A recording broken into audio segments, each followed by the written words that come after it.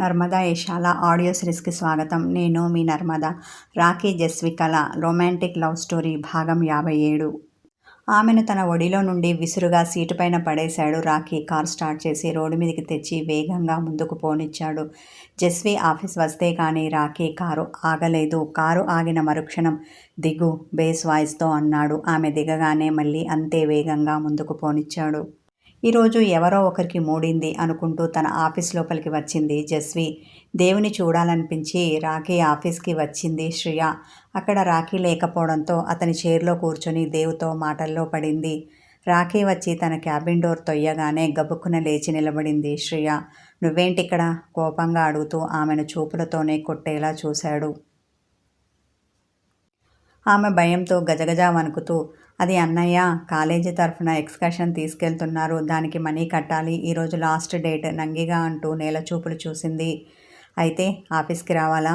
ఇంట్లో అడగొచ్చు కదా, లేదంటే కాల్ చేయొచ్చు, ఇంత దూరం రావాల్సిన అవసరం ఏమొచ్చింది? బేస్ వాయిస్తో ఆమెను అడిగాడు. అది అంటూ ఆమె సంజాయిషి ఇచ్చుకోబోయింది. కానీ అతడు చూసిన సీరియస్ చూపులకి ఆమె గొంతులో గుటిక పడగా మాట పెదవి దాటలేదు. కానీ ఆమె కళ్ళల్లో కన్నీళ్లు తిరిగాయి.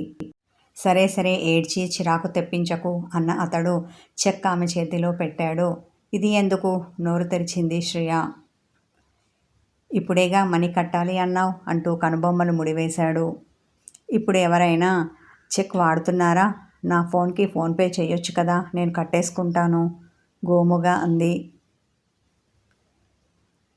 ఇదైతే తీసుకోరా, వెటకారం ఆడాడు రాఖీ.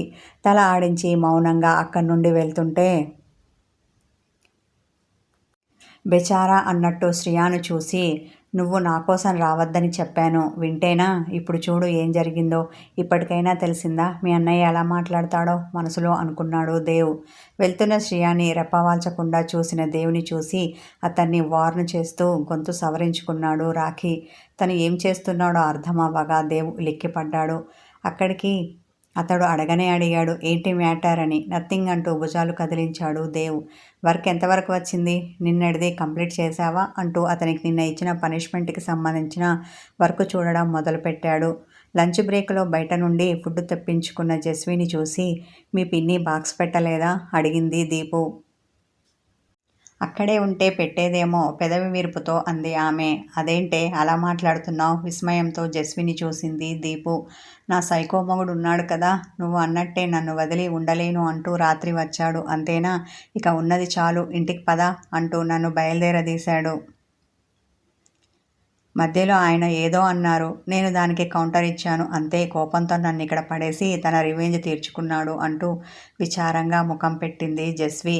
అహహా అని నవ్వింది దీపు. ఎందుకే నవ్వుతావు? చిరుకోపంతో ఆమెను అడిగింది జస్వి.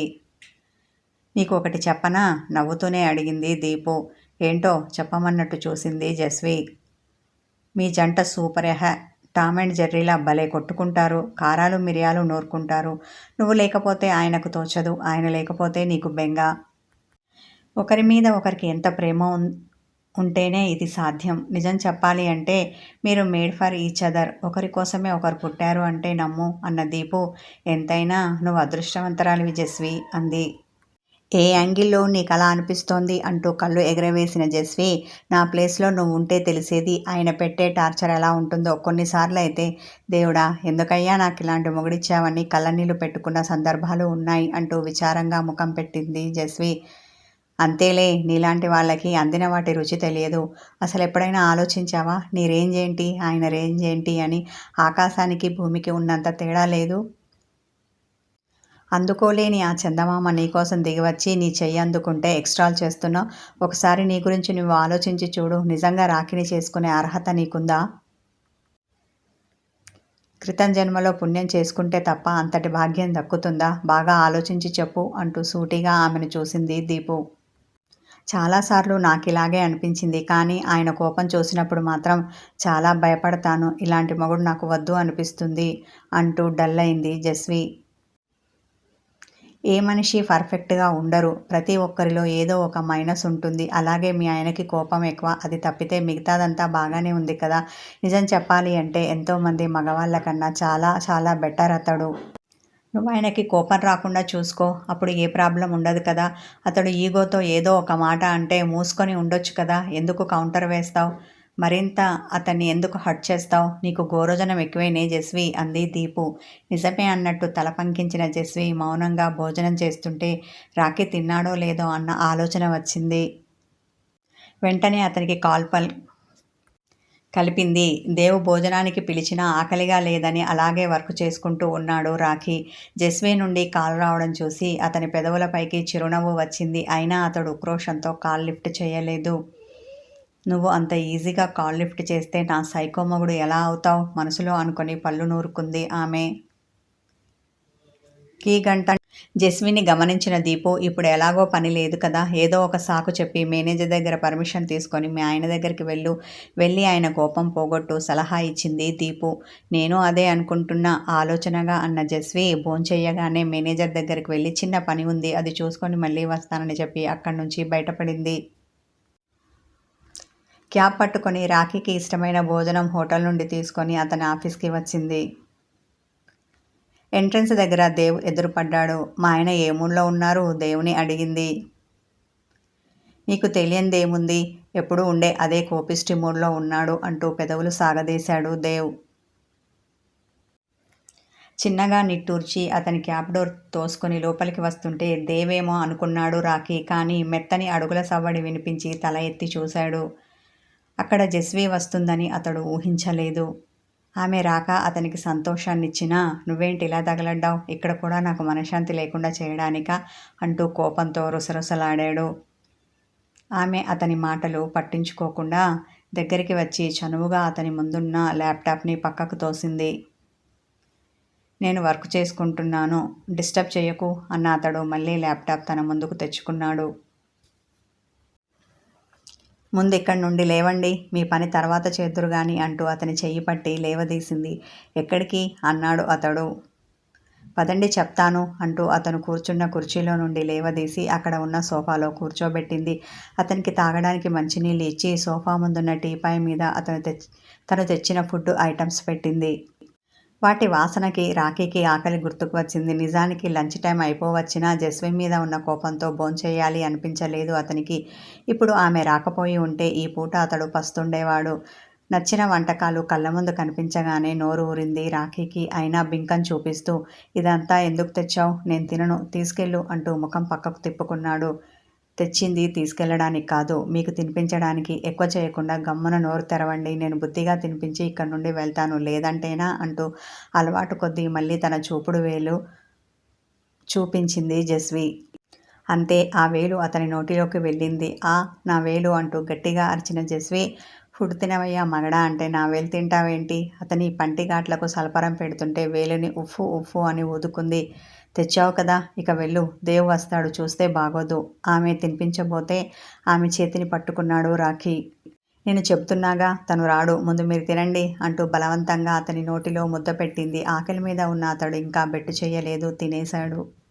అలా ఓ 4 ముద్దలు తిన్నాక నువ్వు తిన్నావా అడిగాడు. తిన్నానని చెప్తే మళ్ళీ అలుగుతాడేమో అనుకున్న జస్వి, లేదు మీరు తిన్నాక తింటాను అని స్మార్ట్గా అబద్ధం చెప్పింది. అయ్యో, ఇంత పొద్దుపోయే వరకు తినకుండా ఉన్నావా, ఆమె మీద చిరుకోపం చూపించిన అతడు ఒక్క నిమిషం అంటూ వెళ్ళి హ్యాండ్ వాష్ చేసుకుని వచ్చి ఆమెకు తినిపించబోయాడు. తల అడ్డంగా ఊపి, నేను తర్వాత తింటాను, ముందు మీరు తినండి అన్న ఆమె అతనికి మరో ముద్ద తినిపించింది. రాఖీ ఏమీ అనలేదు, కానీ జస్విని సీరియస్గా చూశాడు. అతని చూపుకి దడుచుకుని టక్కున నోరు తెరిచింది. ఆమె నోట్లో ముద్ద పెట్టగానే ఇబ్బందిగా నమిలి మింగింది. ఆల్రెడీ తిన్నది ఇప్పుడు అతడు తినిపిస్తే మళ్ళీ ఎలా తినగలదు, అందుకే తినలేక ఇబ్బంది పడింది. నేను తినిపిస్తే తినడం ఇష్టం లేదా అన్న రాఖీ ముఖం చిన్నబుచ్చుకున్నాడు. అయ్యో, అలాంటిదేమీ లేదు, దీపు బలవంతం చేస్తే ఉదయం టిఫిన్ హెవీగా తిన్నాను, మీరు తినండి అంటూ అతనికి కడుపు నిండా తినిపించింది. ఆమె టీపై క్లీన్ చేస్తుంటే ఒక్క ఆకలి తీరింది, మరి ఇంకొకటి అంటూ చిలిపిగా ఆమెను అడిగాడు. రాఖీకి కోపం పోయిందని అర్థం చేసుకున్న జస్వి ముసిముసిగా నవ్వింది. అంతే, ఆమెను సోఫా మీదికి తోసేసి ఆమె మీదికి చేరిపోయాడు. అతని జుట్టుకుదుళ్లలోకి తన మునివేళ్లను పంపి సున్నితంగా నిమురుతూ ఇది ఇల్లు కాదు అతనికి గుర్తు చేసింది. ఇది నా ఇల్లు కాదు ఐ నో. బట్ ఇది నా ఆఫీస్. నా పర్మిషన్ లేనిది ఎవరూ నా క్యాబిన్‌కి రారు అంటూ ఆమె ముఖంపై పరుచుకున్న వెంట్రుకలను తీసి చెవి వెనకాల పెట్టాడు. అతని మునివేళ్ల స్పర్శకి ఆమె ఒంట్లో కరెంటు పాస్ అవ్వగా కళ్ళు గట్టిగా మూసింది. తన ఫీలింగ్స్‌ని కంట్రోల్ చేసుకుంటూ ఉందని అర్థం చేసుకున్న అతడు చిన్నగా నవ్వుతూ ఆమె నుదుటిపై ముద్దు పెట్టాడు. వెంటనే ఆమె కళ్ళు తెరిచి చిరుకోపంతో చూసి అతన్ని నెట్టేయబోతుంటే అతడి ఇంచు కూడా కదలలేదు. ఇలాంటి తప్పు మరోసారి చెయ్యకు జస్వి, మృదు గంభీర స్వరంతో అన్న అతడు ఆమె పెదాలపై సున్నితంగా ముద్దు పెట్టాడు.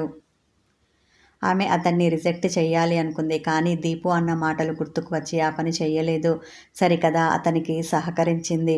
దాంతో భోజనం తర్వాత ఆమె పెదాలు అతనికి తాంబూలం అయ్యాయి. డీప్గా కిస్ చేసి వదిలిన అతడు, ఏంటి వైల్డ్గా రియాక్ట్ అవ్వడం లేదు అన్నాడు. అలా చేస్తే మీ కోపం వస్తుంది కదా అంటూ అతని మెడ చుట్టూ చేతులు వేసింది.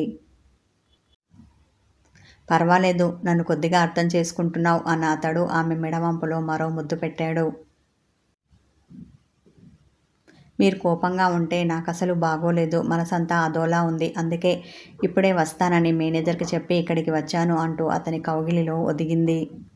నాకు కూడా అన్న అతడు, నీకు తెలుసా జస్వి, నువ్వు నన్ను దూరం పెట్టినా లేక నేను నీకు దూరంగా ఉన్నా మనసంతా చేదుగా మారుతుంది. ఆకలి వేయదు, రాత్రైతే నిద్ర పట్టదు అంటూ ఆమె వెన్ను నిమిరాడు. అన్న ఆమె అతనిని మరింత గట్టిగా హత్తుకుంది. కాసేపు ఆ క్యాబిన్ వాళ్ళ రొమాన్స్కి వేదిక అయింది. వాళ్ళిద్దరూ అలా మంచి రొమాంటిక్ మూడ్లో ఉండగా క్యాబిన్ డోర్ చప్పుడైంది. బయట నుండి ఎవరో నాక్ చేశారు. ఉలిక్కిపడిన జస్వి తన చేతులు వెనక్కి తీసుకుంది.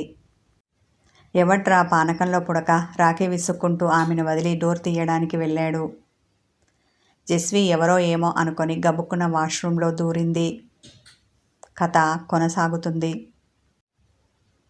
హాయ్ వ్యూవర్స్, నా స్టోరీ నచ్చితే నా ఛానల్కి మెంబర్షిప్ తీసుకోండి.